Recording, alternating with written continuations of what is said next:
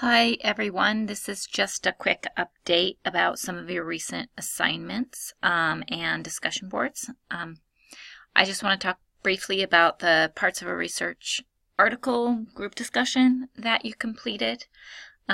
People did a really good job on this. For the most part, everybody was able to clearly and easily determine which paragraph went with which section of the article. What was helpful here, of course, is not just considering the content of what's in it, but also, what's the purpose this material is serving. Thinking a little bit more about the format, so not just, the form and as well as the function of the information that you're seeing, which you also were able to get some practice in when you did the what it says, what it does assignment. The reason that I like you to do this assignment is that I think that it's really helpful to think about how is an article organized, and how can understanding how an article is organized help you be a better reader of that information. So if you know what to expect in a particular section of an article, you kind of know what to look for. Your reading becomes a bit more focused. In addition, this also can help you in the writing process. You are going to be working toward writing a short literature review for me. So in particular, looking at how are the literature reviews organized, how is information presented, and how does that information work within the context of the overall argument, gives you some insights into how you might think about your own sources, and then how you might think about writing about those sources. So, those are some of the reasons that I have these assignments, and I hope that it helps you to think about your materials in that way. So you are asked to just look at several paragraphs from this article and to try to determine where those fit. So the first one that I gave you, people clearly identified this as coming from the methods section.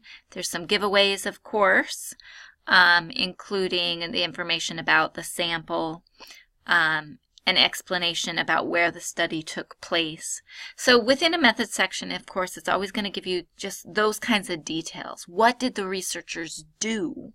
Where did they do it? How did they do it in order to collect the information that they collected? So a methods section works that way. And so if you understand that that's the information that will be presented there, you can be looking for those important details. Now, this was one of the slides, one of the paragraphs that gave some people a little trouble. So I just want to talk about it a little bit. This one actually comes from the conclusion of an article. And one of the ways that you know this, I can understand why people thought it might be the discussion. It's certainly discussing the results and discussing information more generally. But one of the key ways that you know it's from the conclusion is that they're presenting what could be done in the future. So one of the key parts that a conclusion of a research article does, one of the key things it does, is talk about both the limitations of the current research, what maybe wasn't done perfectly, and then what could be looked at in the future.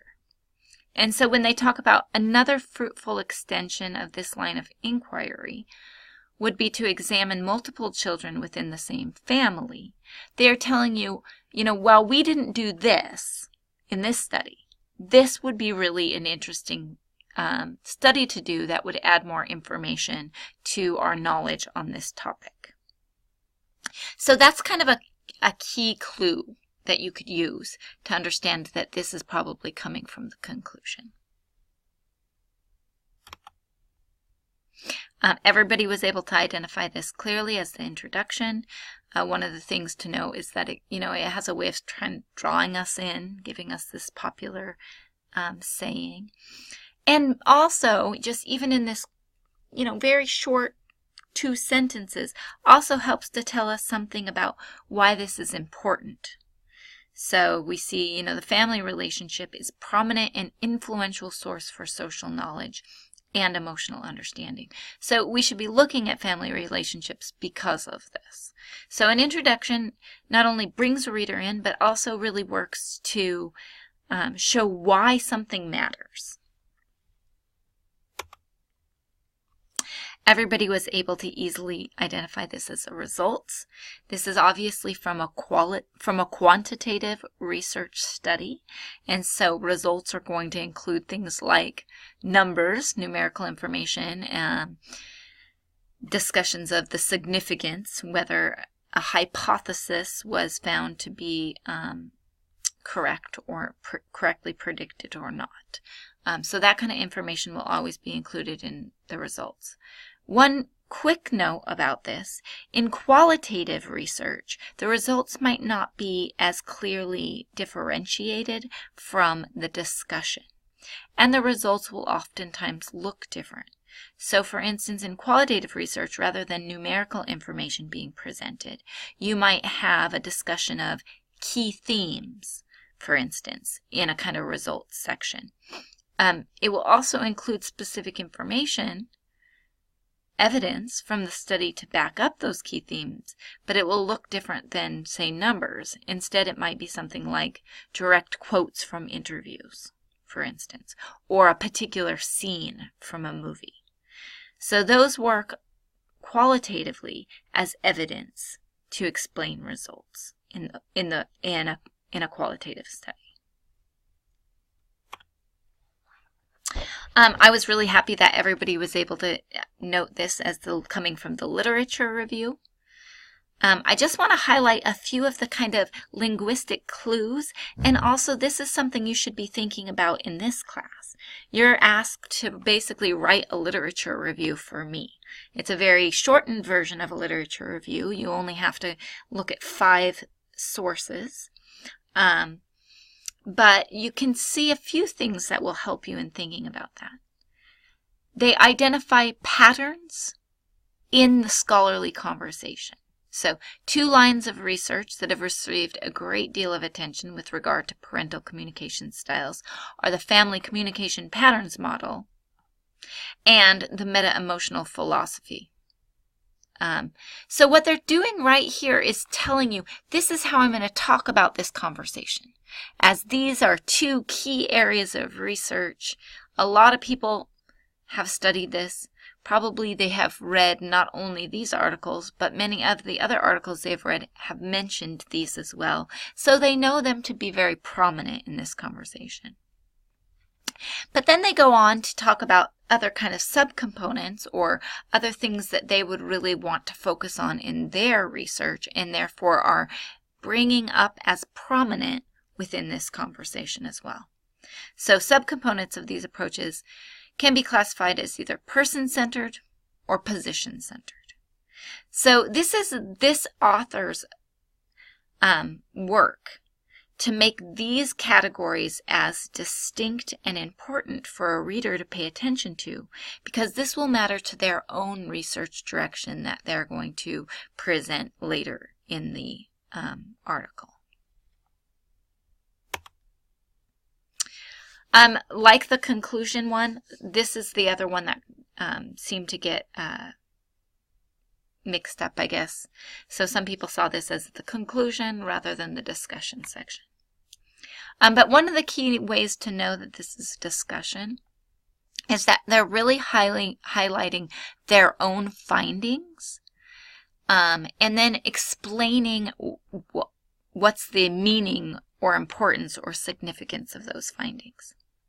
So they're saying, what's also intriguing is this project's findings, what they failed to support. So not just what they did support, but also what they failed to support. They didn't find that the conformity orientation played a major role in how children viewed their functional competencies.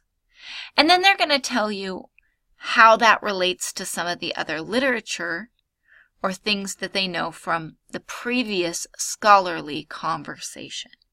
So in a discussion section is where an author or scholar will take what they found and explain it with relation to that literature review, to that scholarly conversation that they discussed in the beginning of the paper.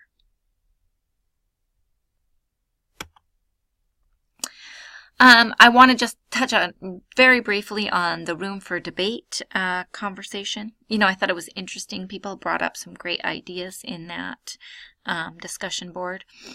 One of the things you'll know is that I think the discussion leaders did a really nice job of pulling from a variety of these perspectives. You could have chosen any of those articles, but they chose specific ones and explained how they related to one another, as well as some of the subtle differences that existed. This is the work of doing a literature review. That is exactly what I'll be looking for when you deal with your scholarly sources in your paper as well. Tell me how these are related to one another. What are the similarities that you see that help you explain this overall topic? And also, what are some of the subtle differences that matter when you, matter to thinking about the topic as well? So in this way, this short group discussion is a kind of example of the scholarly conversation and also an example of the way I want you to think about your own sources when you work to put these into conversation with one another in your final paper for the course. I'll talk a little bit more about that in detail when I go over the scholarly conversation assignment, but I'm going to wait to do that for a future video. And one of the reasons I'm waiting is that not everybody completed that assignment, and I'm hoping a few more people will do it. Remember, I will accept late work. There may be a small point penalty, but for me, it's better that you do the work than not do it, because I hope that you'll learn something from doing the assignment. And I just want to give a heads up about the research paper. So you should have received grades for the reading critically and the what it says, what it does assignments. If you haven't received grades for those, it means I didn't receive those assignments from you. This is the point in the class where it's really easy to kind of fall behind. And I know you've had a number of pretty weighty assignments from me recently. The reading critically and what it says, what it does were very extensive assignments. But please keep in mind that both of these articles that you did work for should work toward your final paper in the class, as well as the 3 source log assignment that is supposed to be due tomorrow. I just want to say this is a very, very labor-intensive assignment. I will extend the deadline for this till the 17th with no point penalty. But keep in mind that the work that you do there should move toward your outline. I'm also extending that deadline until the 20th. I'm not putting those deadline extensions in writing anywhere, and I'm not changing them in the Blackboard. I will do that in my head. So you just get this benefit from having watched this video to know that I'm extending those. The outline, it's really important that you try to meet that deadline though, because I need to be able to get you feedback on that so that you can use it in your final paper. If you have any questions, please don't hesitate to contact me.